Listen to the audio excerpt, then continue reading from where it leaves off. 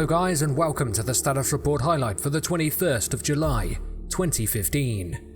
For this week, we have a bit of info on the subject which many of you have been inquiring about, persistence. Lead producer Brian Hicks will be talking a bit about what the team has been working as of late in regards to persistence, and also he will fill us in a bit in relation to both server performance as well as player position desync. Also, lead designer Peter Nespesny will inform us of the work being conducted on vehicles. This includes both upcoming vehicles as well as operation and maintenance of these. The team is working hard on the last few issues blocking a stable release of 058. Hicks will highlight a few of them in the status report, as well as go into how some of the change systems are now operating and how they should be operating once 058 hits stable. Last status report we discussed server performance degrading. This issue has been resolved, and we're seeing a 3 times increase in server performance on the current 058. As well, the degrading curve of server performance over large spans of time has been resolved. Thus, the experimental branch servers will be operating on a 12-hour restart schedule now. Player position desync. Still being worked on, the gameplay programmers have made some improvements on this issue, but it's still not where we would like it to be for stable. We'll continue to iterate on this and keep you apprised in the status reports. For now, current experimental servers should show a marked improvement in this area. Now on to the meat for this week.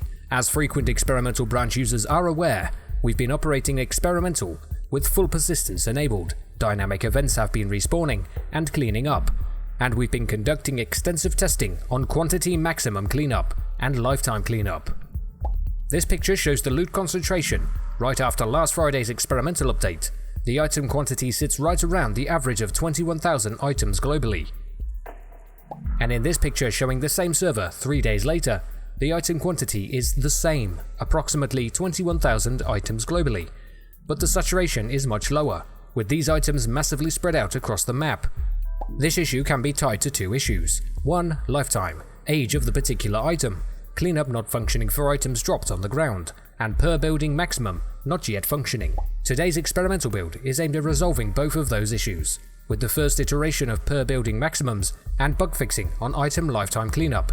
We'll be monitoring the loot heat maps, as well as aiming for another experimental update tomorrow, assuming everything works out alright, with point of interest structure limits. That's all for producer Brian Hicks, so let's move on to lead designer Peter Nespesny. Transportation in DayZ is a crucial part of gameplay, especially on such a large landscape as Chernarus offers. Whenever you want to reach inland for a higher chance to find better loot, get to the Chernarus hospital for medical supplies to help your friend in need, or ambush the bandit camp hidden in the woods, hiking is the least viable option, as you want to reach your goal as fast as possible.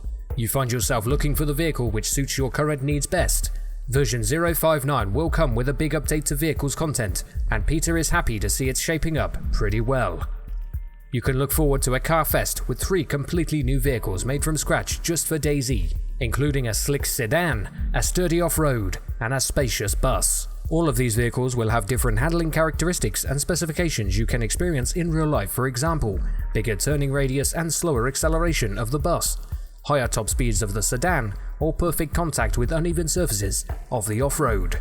Apart from that, as Peter mentioned earlier, we are adding long-awaited vehicle parts. To repair and maintain your vehicle, you will also need to utilize a broad spectrum of tools already available in-game.